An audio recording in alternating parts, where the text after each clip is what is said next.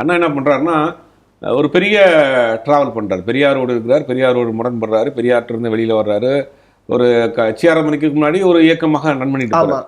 அப்போ என்ன பண்ணுறாரு, திமுக ஆரம்பிச்சதுக்கு பிறகு இந்த பக்கம் கலைஞர் எழுத்து பேச்சு ஆற்றல் இவரை வச்சுக்கிடுவோம். இந்த பக்கம் எம்ஜிஆருக்கு ஒரு பெரிய மாசு இருக்கு, கூட்டத்துக்கு சேர்க்கறதுக்கு எம்ஜிஆர் தேவைப்படுது. அப்போ ரெண்டையுமே பயன்படுத்திக்கிறார். அப்போ ரெண்டுமே தேவைப்படும். ஒரு சினிமா வெளிச்சம் மட்டும் ஒரு அரசியல்வாதியாக பிரகாசிக்க முடியாது. அதை தாண்டி உங்களுடைய பெர்ஃபார்மன்ஸ் இருக்கு, உங்களுடைய செயல்பாடுகள் இருக்கு, உங்களுடைய கொள்கை இருக்கு, பிரச்சனை எப்படி ஃபேஸ் பண்றீங்கன்னு இருக்கு. இதெல்லாம் அடிப்படையான விஷயம். புரியுது. எம்ஜிஆரை பொறுத்த வரைக்கும் எம்ஜிஆர் வந்து கலைஞரோட முரண்பட்டு வெளியே வர்றாரு. 71 கட்சி ஆரம்பிக்கிறாரு. அந்த 71 77 வரைக்கும் எம்ஜிஆர் ஸ்ட்ரகிள் வந்து பெரிய ஸ்ட்ரகிள். ஒன்னொன்னு வெளியில பல பேருக்கு தெரியாத விஷயம், அவர் கட்சி ரன் பண்றதுக்கு ஃபண்டு கிடையாது. இன்னைக்கு இருக்கக்கூடிய திரைப்பட தயாரிப்பாளர் இருக்கக்கூடிய கோவை தம்பி வந்து கோவை மாவட்ட ஒருங்கிணைந்த கோவை மாவட்டத்தினுடைய மாவட்ட செயலர்.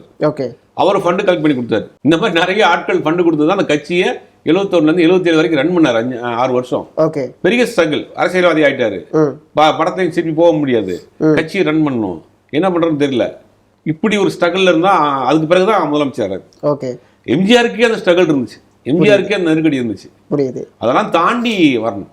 இதெல்லாம் வந்து இப்போ இன்னைக்கு பல பேர் வந்து 4 படத்தில் அடிச்சிட்டோம், வெளிச்சம் கிடைச்சிருச்சு, உடனே முதலமைச்சர் நாளைக்கு ஆயிரலாங்கிற கனவு கண்டுட்டு இருக்காங்க. அந்த வரலாறும் தெரியல, அந்த அரசியலும் தெரியல, தமிழ்நாட்டு அரசியலும் தெரியல அவங்களுக்கு.